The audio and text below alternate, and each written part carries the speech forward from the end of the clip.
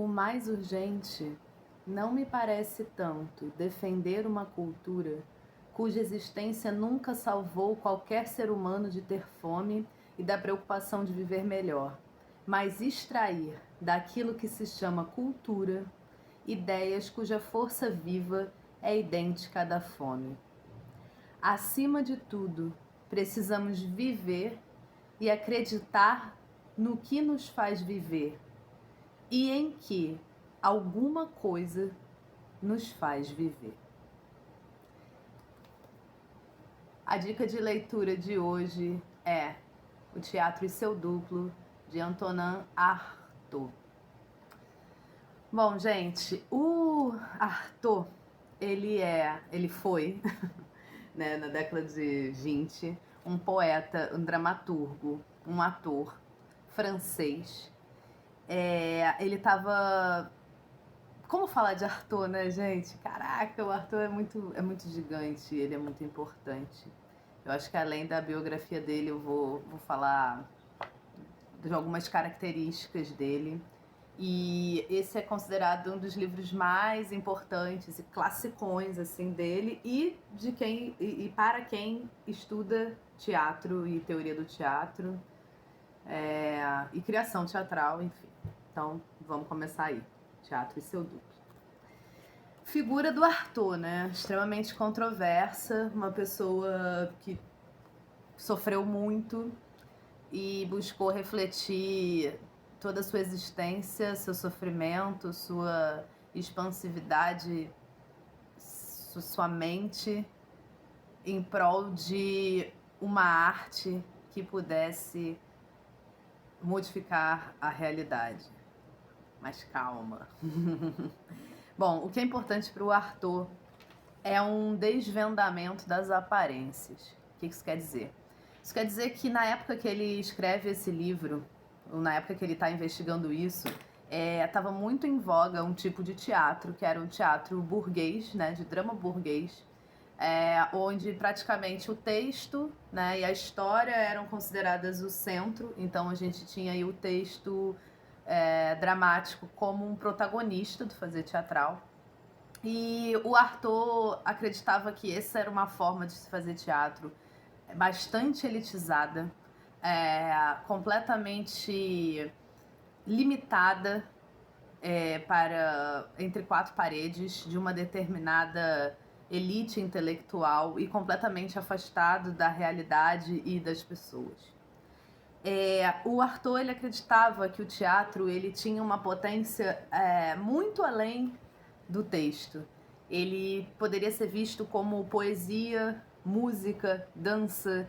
Então, ele acreditava que tinha coisas muito mais importantes para serem colocadas na cena, muito mais impactantes, muito mais viscerais do que o texto escrito. Então, como eu falei, o Artaud ele era uma pessoa que ele sofria muito, ele sentia muitas dores. E ele começou a pensar, todo o estudo dele, ele parte muito dessa questão, assim, dessa luta encarniçada de pensar esse corpo no mundo e esse corpo na cena. Então, pro Artaud, o teatro ele deveria ser um impulso nervoso. Essa forma de lidar com o corpo na cena, isso traria uma transformação não somente pessoal, como social. Por quê? Para o Artaud, toda a sociedade estava envolvida numa hipocrisia formalista, né? Então, o trabalho com o corpo, quando você conseguisse atingir um corpo restituído, um corpo sem couraças, o corpo sem órgãos, né, que ele fala, e que depois vai ter diversas releituras em relação a isso, o corpo esgotado, né, o corpo sem órgãos do Deleuze, enfim, né, todos esses conceitos.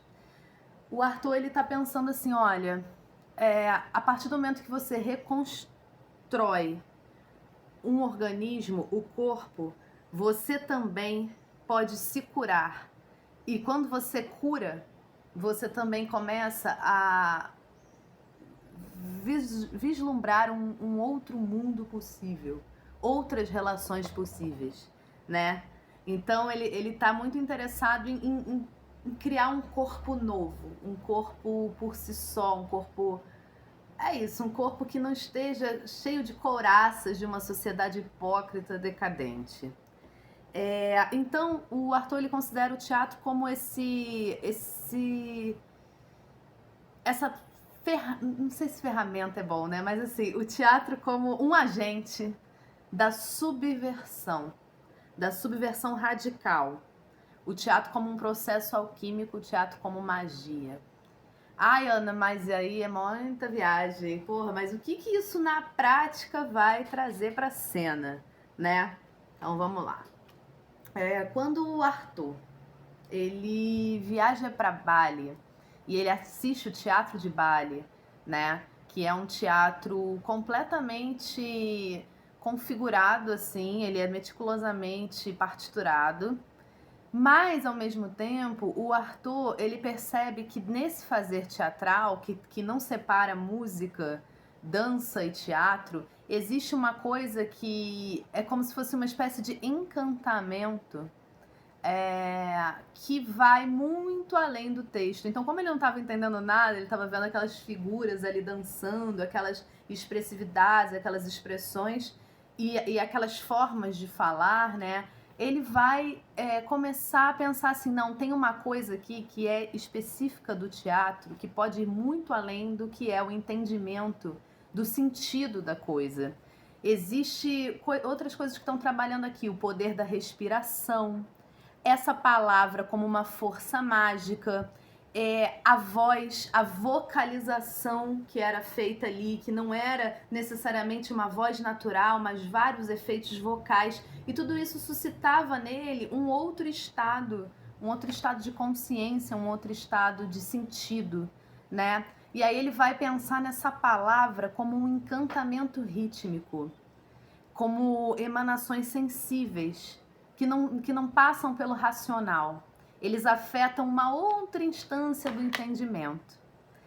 E aí o Artaud vai começar a pensar nessa palavra como uma outra linguagem. Então, essa palavra como uma ação, uma zona intermediária entre o teatro e a literatura. E aí, neste livro, O Teatro e o Seu Duplo, ele vai criar uma série de... Cara, gente, é muito bom, é muito interessante. Você pensar que ele escreveu isso nos anos 20 até hoje, ele tá trazendo umas coisas que as pessoas ainda não entenderam. Então, por exemplo, ele vai pensar... essa coisa, ele fala sobre o teatro de Bali, ele fala sobre o teatro alquímico, as diferenças do teatro ocidental, teatro oriental... pensando, né, gente, que tem todas as limitações de uma pessoa que está em 1920, que vai ver ali com aquele olhar eurocêntrico, né? Hoje em dia você sabe que existe muita romantização também em relação ao Oriente. Hoje a gente tem muito mais acesso à informação, mas ainda assim é muito interessante você pensar onde ele coloca as estéticas orientais em comparação com as estéticas ocidentais e o que você pode trazer em termos de composição, um respeito muito grande por outros fazeres que não era comum de ver, e até hoje não é comum de ver. A gente tem um aspecto muito fundado na palavra, no texto, e num romantismo eurocêntrico, assim, de que, não, realmente a Europa é o centro de toda a vanguarda do teatro e etc. Então, o Artaud, ele é muito importante também por isso, por trazer para as pessoas um conhecimento que na época, assim, ninguém estava falando sobre isso, ninguém estava falando sobre México, ninguém estava falando sobre Bali, teatro de Bali, né, enfim. Então, acho muito, muito maneiro. E aí, bom... mas Ana, eu acho que fica a maior viagem, assim, ele fica viajando e não fala nada para ser aplicado na cena. Então, vou falar umas coisinhas, assim, de algumas pessoas foram influenciadas pelo pensamento do Artaud. Bom, o Butô, do Hijikata, por exemplo. Hijikata é um dos fundadores da dança Butô, que é uma dança japonesa do pós-guerra, né, que por sua vez influenciou muitas outras danças. O Hijikata, ele era um cara profundamente inspirado em Arthur. O Beckett, explorando essa fase dessa palavra além dos sentidos, dessa palavra do ritmo, dessa palavra do encantamento, da repetição, influenciado também pelos pensamentos do Arthur. O movimento surrealista, o próprio Sartre, pensando os textos existencialistas do Arthur. As performances e os happenings dos anos 60 se inspiram no Arthur, principalmente relacionado a essa não divisão entre a arte e sociedade. Então, buscando romper com essas paredes, romper com essa relação, como eu posso dizer, artificial do fazer teatral. Então é isso, eu acho que o que é importante no Arthur é que ele traz um radicalismo das ideias, das ideias teatrais, assim, e como também uma extensão da sua prática. Então, através do Arthur, as pessoas que começam a reformular o seu fazer teatral. Há quem diga que, assim, que o Arthur, o próprio Arthur, ele não é um teórico do teatro, ele não reflete sobre o teatro. Ele é a própria ação teatral. Então, tipo, os escritos do Arthur são como se fosse o verdadeiro teatro, assim, né? É o drama do Arthur que, em si mesmo, já é uma ação teatral. Então, você ler o Arthur já é agir teatralmente. Eu acho isso bonito, assim.